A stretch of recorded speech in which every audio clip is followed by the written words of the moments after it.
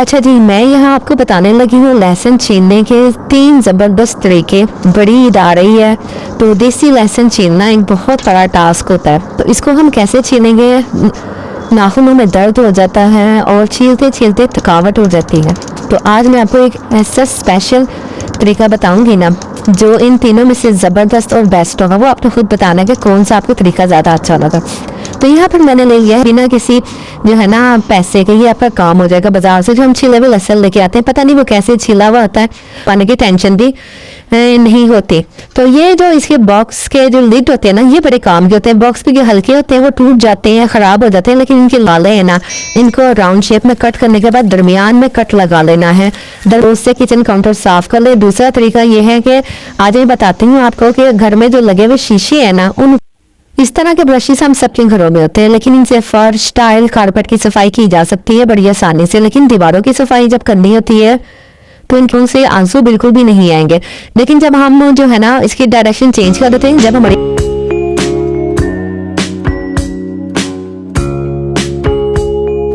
घरों में disposable box बहुत ज़्यादा यूज़ होने लगे हैं। वाकई में इनका बहुत फ़ायदा होता है कि किचन में बर्तन नहीं धोने पड़ते, या किसी के घर भेज देते हैं तो वापस मंगवाने की टेंशन भी नहीं होती। तो ये जो इसके बॉक्स के जो लिड होते हैं ना, ये बड़े काम के होते हैं। बॉक्स भी हल्के होते हैं, वो टूट जाते हैं, ख़राब हो जाते हैं, लेकिन इनके लिड भी हम काम में ला सकते हैं, वो सही सलामत रहते हैं। वो किस तरीके से? किसी सुई की मदद से, किसी कांटे की मदद से इसमें हम सुराख करेंगे और इसको गर्म करेंगे। अच्छा, यहाँ पर मैंने लिया है टूथपेस्ट का ढक्कन। ये ढक्कन हम क्या करेंगे, ये एक मैंने एल्फी ले ली है। एल्फी आप किसी भी कंपनी की ले सकते हैं।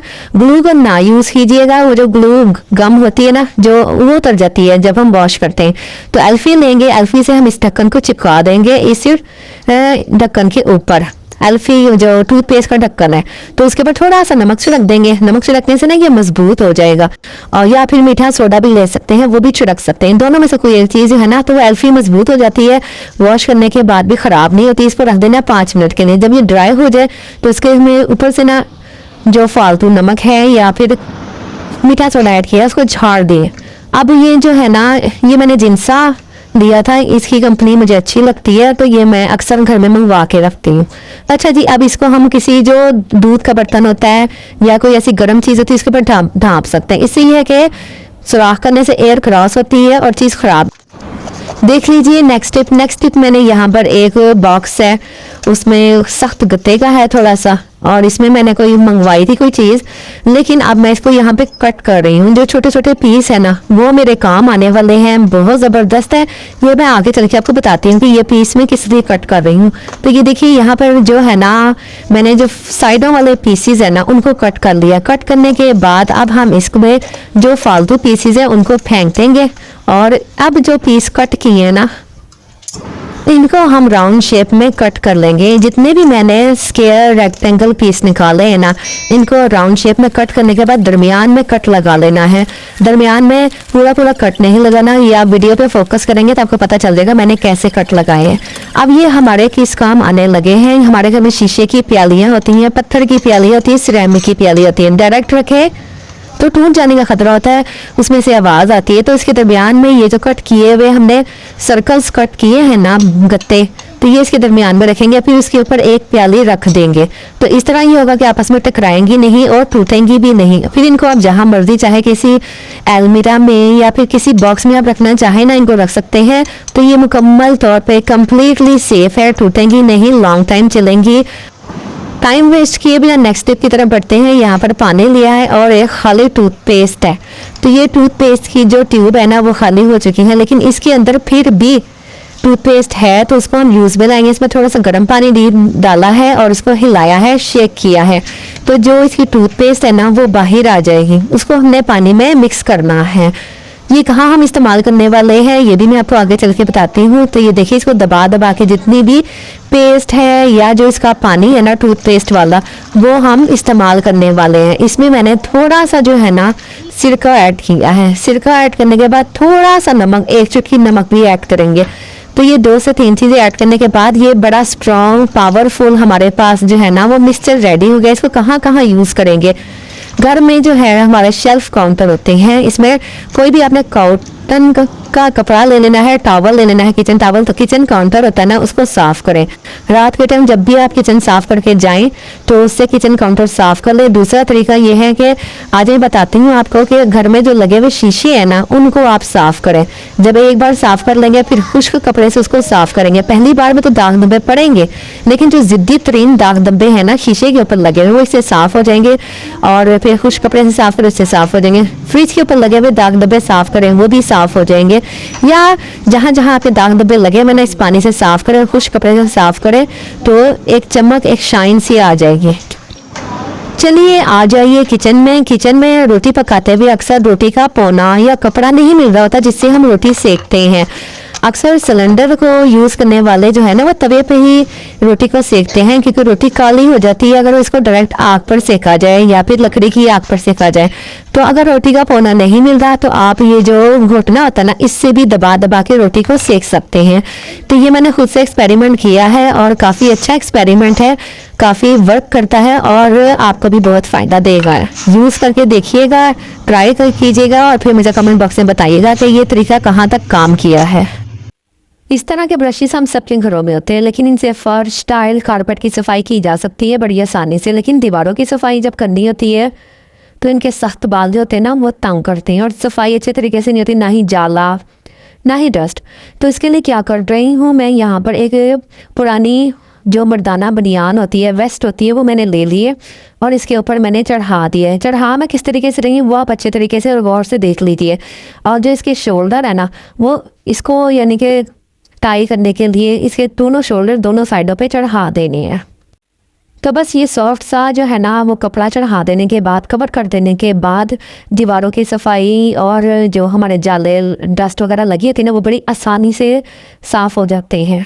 तो होपफुली ये छोटा सा आइडिया आपको बहुत पसंद आया होगा। अगर पसंद आया है तो वीडियो को लाइक और सब्सक्राइब ज़रूर कीजिए। नेक्स्ट आइडिया देख लेते हैं किचन में कि आलू जब हम कट करते हैं या प्याज कट करते हैं तो वो स्लाइस बराबर नहीं होते, जिसकी वजह से प्याज जब ब्राउन करते हैं कहीं से कच्ची होती है कहीं से ब्राउन हो जाती है। इसी तरह जब आलू जब कट करते हैं कोई आलू गला हुआ होता कोई नहीं गला हुआ होता। तो आज आपको एक ट्रिक बता रही हूँ, उसके थ्रू ना आप काम करेंगे तो स्लाइसिस भी अच्छे से और इक्वल से कट होंगे, चाहे वो आलू के हों या प्याज के हों। ये प्याज भी कुछ इस तरीके से हम कट कर लेते हैं।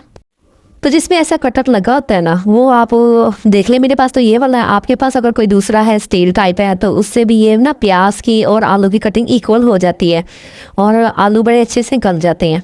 अच्छा, एक और मसला होता है कि जब हम आलू या प्याज कट करते हैं आलू काले पड़ जाते हैं और प्याज से पानी आंखों से बहना शुरू हो जाता है। तो आपने क्या करना है, ये इस तरह ना स्लाइस में कट करें, सीधा सीधा लंबाई में। जब प्याज को कट करेंगे ना तो आंखों से आंसू बिल्कुल भी नहीं आएंगे, लेकिन जब हम जो है ना इसकी डायरेक्शन चेंज कर देते हैं जब हमारी आंखों से आंसू आते हैं।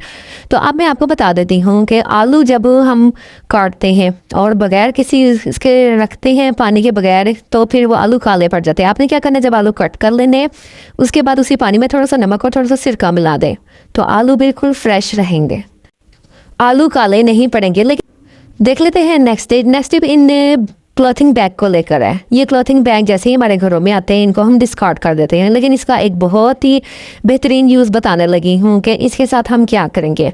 तो ये वाले बैग्स मेरे घर में आए हुए हैं और आए ही रहते हैं हर किसी के घर में तकरीबन। तो चलें बताते हैं कि हमने इसका क्या करना है। तो अक्सर हमारे घरों में दराजों की कमी होती है, बच्चों की चीज़ें जो होती हैं वो डस्ट आलूद हो रही होती हैं और उनके ऊपर जो है ना हर किस्म की जो मिट्टी धूल वगैरह लग रही होती है। तो ऐसी सूरत में हम क्या करेंगे, इस तरह के जो बैग्स हैं ना वो हमारे बहुत काम आते हैं। ऐसा होता है कि कभी कभार सफ़र में भी जाना होता है तो चीज़ें बिखरी बिखरी पड़ी होती हैं। अगर हम अलग अलग तरीके से अगर हर चीज़ का अलग अलग बैग बना दिया जाए तो वो चीज़ हमें आसानी से मिल जाएगी। तो जैसे ये परफ्यूम है, पेंसिल बॉक्स है, मेकअप का सामान है, बच्चों की स्टेशनरी होती है, तो इस तरह की चीज़ें हम इकट्ठी करके इस बैग में रख सकते हैं। सेकंड यूज़ ये है कि हमारे शूज़ नए नए इधर उधर पड़े होते हैं बगैर बॉक्सेस के, तो इन प्लास्टिक बैग में, इन क्लॉथिंग बैग में हम इन जूतों को संभाल के रख सकते हैं तो डस्ट से महफूज रहेंगे। होपफुली आपको छोटे छोटे आइडियाज़ पसंद आ रहे होंगे। पसंद आ रहे हैं तो कमेंट करके ज़रूर बताइएगा कौन सा आइडिया सबसे ज़्यादा अच्छा लगा। अच्छा जी, मैं यहाँ आपको बताने लगी हूँ लहसुन छीलने के 3 ज़बरदस्त तरीके। बड़ी ईद आ रही है तो देसी लहसुन छीलना एक बहुत बड़ा टास्क होता है। तो इसको हम कैसे छीलेंगे, नाखूनों में दर्द हो जाता है और छीलते छीलते थकावट हो जाती है। तो आज मैं आपको एक ऐसा स्पेशल तरीका बताऊंगी ना जो इन तीनों में से ज़बरदस्त और बेस्ट होगा। वो आपको खुद बताना है कि कौन सा आपको तरीका ज़्यादा अच्छा लगा। तो यहाँ पर मैंने ले लिया है किचन हैमर, जिससे हम गोश्त वगैरह भी हैम कर सकते हैं, जिससे इसके रेशे टूट जाते हैं, गोश्त नरम हो जाता है। तो मैंने लहसुन खूब सूखा हुआ है, धूप में सुखा लें, अगर सूखा हुआ नहीं है तो बस इसको इस तरह तोड़ लेना। इसकी सारी कलियां, बादाम जिसे कहते हैं ना, वो अलग-अलग कर लेने और फिर इसको किसी ट्रे में, किसी उसमें रख के ना, परात में आपने इसको फटक लेना है। फटकने के बाद इसके छिलके अलहदा हो जाएंगे और जो लहसुन की कलियां हैं वो अलहदा हो जाएंगी। तो ये देखिए यहाँ पर अब मैं जो अलहदा कर रही हूँ ना, उसको किसी बॉल में रखती जा रही हूँ। तो इसी तरीके से आपने दोबारा 2 से 3 बार ये जो प्रोसीजर है ना, रिपीट करना है। तो यहाँ पर देखिए लहसुन मैंने सेपरेट कर लिया, छिलके मैं फेंकने लगी हूँ। ओके जी, अब नेक्स्ट स्टेप की तरफ बढ़ते हैं। ये छिलके मैंने फेंक दिए और पानी मैंने यहाँ उबलने के लिए रख दिया था पहले और लहसुन इसमें डाल दिया है। अब लहसुन को तकरीबन 10 मिनट तक बॉईल करेंगे। यहाँ पे जब तक ये बॉईल हो रहा है मैं आपको दूसरे तरीके की तरफ लेकर चलती हूँ। लहसुन को आपने अच्छी तरीके से चला देना है ताकि हर जगह इसका पानी लग जाए और इसमें ना थोड़ा सा नमक आपने ज़रूर डालना है ताकि छिलके बिल्कुल सेपरेट हो जाए। और ये अभी हम इसे पका रहे हैं और इसे पकने देंगे जब तक हम दूसरे तरीके की तरफ चलते हैं। दूसरा तरीका क्या है, और वो भी बहुत आसान है, बहुत ही यानी कि आपके काम आने वाला है, यूज़फुल है। जब तक हम दूसरे तरीके की तरफ चल रहे हैं आप चैनल को लाइक कर दें। अच्छा जी, अब मैंने लहसुन को, जो आधा लहसुन संभाला हुआ था ना, अब उस लहसुन के लिए मैंने लिया है एक थैला। आप कोई वैसे भी जैसे कि होता है ना बेडशीट का कवर, पिलो कवर होता है, तकिए का कवर होता है, वो भी ले सकते हैं, आपकी मर्जी है।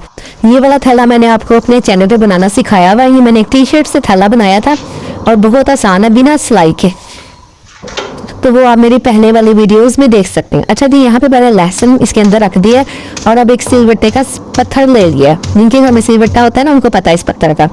तो इसको कूट लिया अच्छे तरीके से। अगर हैमर नहीं है तो कोई बात नहीं, आप कोई ईंट वगैरह भी ले सकते हैं, आप कोई सिलवट्टे का पत्थर ले सकते हैं, कोई बेलन ले सकते हैं, कोई मसला नहीं है। बस ये लहसुन बिल्कुल सूखा हुआ है। अब इस थैले को हमने अच्छी तरह पटकना है, इतना पटकना जितना आपको किसी पे गुस्सा आया हुआ है। ओके, ठीक हो गया। अच्छा जी, अब ये फिर लहसुन के छिलके जो है ना वो अलग हो गए हैं और जितना भी इसका छिलका है ना वो भी हमने फिर ट्रे में डालना है और इसको अच्छी तरह ना आपने इसको कर लेना। अभी इसके लहसुन के जो टुकड़े हैं ना वो छिलके अलग हो चुके हैं, तो आसानी से ये छिल जाएगा। ये दूसरा तरीका है जो मैं आपको बता रही हूँ, क्योंकि इससे नाखूनों में दर्द भी नहीं होगा और लहसुन जो है वो जल्दी जल्दी छिल जाएगा, क्योंकि इसके मुंह खुल गए ना छिलके के, वरना तो हमें छुरी से या फिर नाखून से छीलना पड़ता है। अब फिर वही प्रोसीजर रिपीट करेंगे कि हम छिलकों को अलग कर दें ताकि हमें ये इरिटेट ना करे, सिर्फ हमारे हाथ में लहसुन आए। यहाँ तक तो मेरी बहनों को समझ आ गई होगी, लेकिन अब मैंने ना एक एक्सपेरिमेंट किया है। वो एक्सपेरिमेंट भी मैं आपके साथ आगे चल के शेयर करती हूँ। अगर आप में से किसी का ये एक्सपेरिमेंट सही रहा है ना, तो वो आपने मुझे कमेंट बॉक्स में ज़रूर बताना है। मेरे पास है एक इलेक्ट्रिक चॉपर। ये मैंने जो पहले लहसुन छीला था ना, ये मैं आपको बता दिया इस तरह छीलना, इसके मुंह खुल जाते हैं। अब ये मैंने लिया है मशीनी तरीका, यानी कि मेरे पास ये एक इलेक्ट्रिक चॉपर है जिसमें हम गोश्त वगैरह भी चॉप करते हैं, सब्जियां वगैरह। लेकिन मैं इसमें ये एक टूल था, जो एक कटर होता है और एक ये वाला टूल होता है जिससे आटा वगैरह भी गूंज जाता है। तो मैंने सोचा कि अब ये इसमें मैं ना चॉप करती हूँ। चॉप नहीं, यानी कि इसको घुमाऊंगी ना तो इसके छिलके अलहदा हो जाएंगे। तो ये मैंने घुमाया लेकिन कोई खास फायदा नहीं हुआ, बस थोड़ा बहुत छिलके अलहदा हुआ है, लेकिन जो 100% मुझे वर्क चाहिए था ना वो नहीं हो सका। तो ये तो तरीका हो गया फेल। अच्छा, अब हम क्या करेंगे, अब हम इसमें लगाएंगे कटर। ये देखिए यहाँ पे ये छिलके जो है ना थोड़े थोड़े गीले भी हो गए हैं। तो अगर हम चाहें तो इसको धूप में रख दें, क्योंकि आजकल तेज धूप निकल रही है, तो उसमें सुखा के भी फटक के अलग कर सकते हैं। अब ये मैंने लिया है कटर, कटर के ऊपर लगे हुए थे कवर, तो वो मैंने उतार लिए हैं। तो चले अब मैं ना इसको इसके अंदर ना चॉप करने लगी हूँ हल्का हल्का, लेकिन ज़्यादा नहीं चॉप करना, ये तरीका तो फेल हो गया। इसको साइड पे रखते हैं और अब इसके अंदर ना मैं दोबारा से ये छिलके और लहसुन सब कुछ ऐड कर रही हूँ, क्योंकि अभी मिक्सी है ना, अभी सही तरह छिला नहीं है। तो चले जी, यहाँ पर मैं आ गई हूँ। अब इसको दोबारा से चॉप करते हैं। चॉप हमने सिर्फ 1 से 2 मिनट घुमाना है, 2 मिनट भी नहीं घुमाना, बल्कि ये ज़्यादा तेज़ी से घूमता है। चक्कर कह ले, 1 से 2 चक्कर लगाने हैं बस। ये देखें यहाँ पर जो है ना, अब मैंने इसे 1 से 2 चक्कर लगा लिए हैं और इसको अब मैंने थैले के ऊपर रख के ना हाथों से अच्छी तरह मसलना है। अच्छा जी, हाथों से मसलने के बाद ना जब मैं हैरान रह गई कि जब मैंने इसे खोला और लिटरली वाकई जो है ना इसके छिलके अलग हो गए थे और लहसुन अलग हो गया था। अब मुझे नाखूनों से नहीं छीलना पड़ेगा, ना नाखूनों में दर्द होगा, बस हल्के हल्के छिलके लगे हुए हैं और वो फिर अलग कर लेंगे। एक दो लोग जो घर में बैठे होंगे ना फारिग, उनको साथ लगा ले और नहीं जी लहसुन आपका छिल जाएगा। तो ये जो तरीका था ना ये बड़ा कारआमद रहा। और अगर आप और भी ज्यादा जल्दी इसको छीलना चाहते हैं तो इसको 1-2 घंटे के लिए तेज धूप में रख दें, तो इससे वो ट्रे में रख के या किसी परात में रख के ना इसके छिलके अलग कर लें और लहसुन अलग हो जाएगा छिला हुआ। तो ये देखें जी यहाँ पे मैं निकाल दी हूँ छिला हुआ लहसुन और ये काफ़ी यानी कि इसे ट्रिक ने वर्क किया है और ये लहसुन अलग होता जा रहा है। बस इसमें से जिस तरह दाल बीनते हैं ना उस तरीके से छिले हुए लहसुन को अलग करना है, छिलके अलग करने हैं। तो इस तरीके ने काम किया है, लेकिन इसमें चॉपर जो है ना वो ज्यादा नहीं चलाना, 1 से 2 चक्कर लगाने हैं और बस ये लहसुन जो है छिल जाएगा। ये देखें छिलके कैसे अलग हुए हैं और काम कर रहे हैं। ये कि हमारा काम जल्दी जल्दी बारीक होता है ये लहसुन, लेकिन इसमें ये फायदा होता है कि ये खुशबूदार होता है। हांडी हो या चावल हो या बिरयानी हो, जो भी आपने पकाना है ना उसमें खुशबू आती है। जो एक फार्मी लहसुन होता है मोटा मोटा, वो छीलने में तो आसान होता है लेकिन इसमें जायका नहीं होता। अच्छा, आगे चल के ना बहुत सारे किचन टिप्स भी हैं, वो भी आपने देखनी है। तो यहाँ पर ये देखें जी लहसुन जो है ना वो उबल चुका है 10 मिनट तक। अभी इसका पानी जो है ना हमने गिरा देना है, जो गर्म वाला पानी है। अब इसमें ठंडा पानी ऐड करना है। ठंडा पानी ऐसे कि जो फ्रेश वाटर होता है ना, पेप्सी आता है, वो वाला पानी शामिल करना है और इसको छान लेना है अच्छे तरीके से। इसका पानी गिरा देना और ये इसका लहसुन अलग करना है। यहाँ पे मैंने इसके लिए स्टेनर ले लिया, स्टेनर में सारा जो लहसुन है ना वो मैंने रख दिया है। ये तरीका तो मुझे बहुत ही पसंद आया ना, लिटरली जो जाती तौर पर पर्सनली तौर पर मुझे तरीका पसंद आया ना वो ये वाला है। इसमें छिलके इतने नरम हो गए, सिर्फ मैंने 10 मिनट बॉयल पानी में डाला था और उसमें नमक ऐड किया था। तो ये देखिए यहाँ पर मैंने अब सिर्फ मैं हाथों से फिसल के ना, जैसे वो हम बादाम को नहीं बॉयल करते हैं छिलके इसके लदा करते हैं तो फौरन बादाम बाहर आ जाता है, इसी तरह ये लहसुन के छिलके भी ना बस हाथों से फिसल के ना बाहर आ रहे थे और बहुत जल्दी ये काम हो जाता है।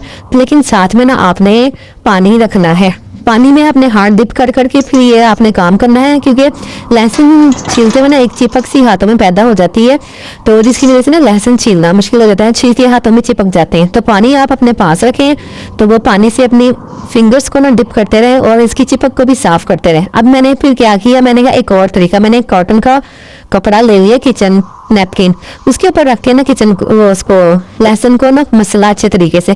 तो ये तो और भी जबरदस्त हो गया। ये देखिए यहाँ पर ना बजाय हाथों से जो फिसल के निकालना है ना, अब मैंने अपने साथ 3 के बजाय ना काफी सारे जो है ना मेथड शेयर कर दी हैं। तो ये देखिए अब इसमें ना काफी सारे छिलके अलग हो चुके हैं, लहसुन अलग हो चुका है।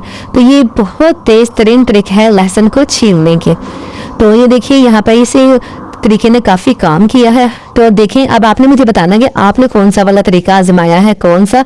वो तो घंटों बैठ के किचन में काम करना होता है ना, उससे आपकी जान छूट जाएगी। जी सबसे मुश्किल काम होता है देसी लहसुन को छीलना, हांडियों में जायका लेकर आना, तो उससे जान छूट जाएगी और बिना किसी मेहनत के, बिना किसी जो है ना पैसे के ये आपका काम हो जाएगा। बाजार से जो हम छिले हुए लहसुन लेके आते हैं, पता नहीं वो कैसे छिला हुआ होता है और उनमें जरासीम भी लगे हुए होते हैं। तो इससे बेहतर है घर में इस लहसुन को छीला जाए।